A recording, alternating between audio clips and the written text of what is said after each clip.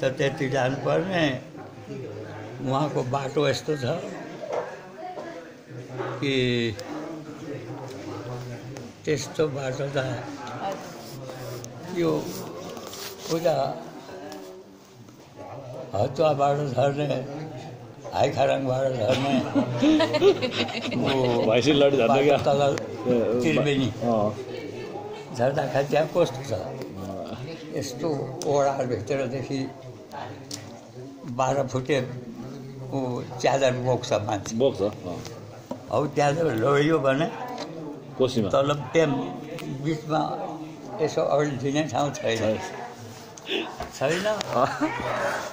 झर्यो भने एकैचल तल गाउँबारीमा सिधै हरियो गाउँबारी बग्ने गाउँबारी हरियो बग्ने गाउँबारी हरियो गाउँबारीमा झरिन्छ छम्लङ्गै त्यस्तो बाटो छ हाम्रो क्या ठाउँमा त त्यस्तो हुन्छ। त्यसो भए भोलि त्यसो भए बाइक कसैको आदत त्यस्तो हुन्छ।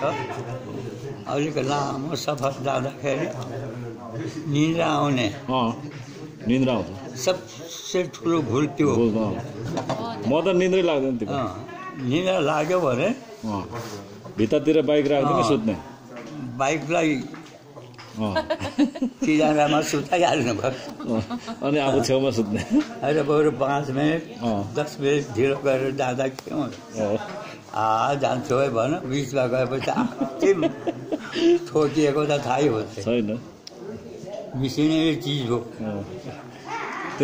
त्यसो भए हामी दुईजनाले बोकेर लाउनु त्यो आँखा झिम पार्दाखेरि उहाँ मान्छे मरिसकेको हुन्छ मान्छेलाई थाहा हुँदैन त्यस्तो। मैले पनि 12-14 वर्ष चलाएँ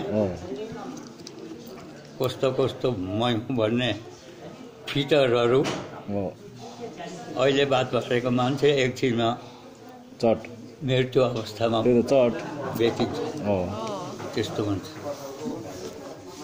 त्यो यस्तो कर्नर हुन्छ नि यस्तो यताबाट गएर यता म घुम्छु खुब जोडले बटार्यो बाख्रा काट